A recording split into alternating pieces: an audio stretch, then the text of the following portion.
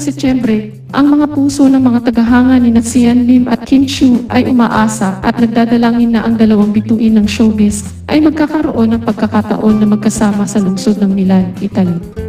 Ang asap natin to ay magkakaroon ng espesyal na pagtatanghal sa lungsod na ito at isa si Kim Chiu sa mga headline performers sa nasabing event na mangyayari sa ika-10 ng Setyembre.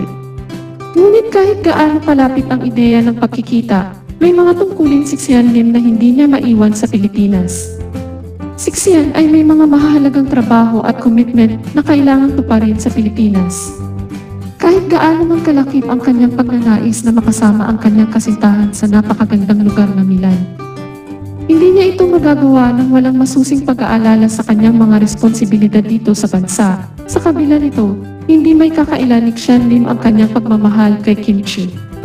Ang kanyang pagnanais na maging malapit sa kanya sa espesyal na event ay nagpapakita ng kanyang tunay na damdamin. Isa itong huwaran ng pagmamahal na nagbibigay inspirasyon sa iba na ipakita ang kanilang pagmamahal sa paraang makakaya.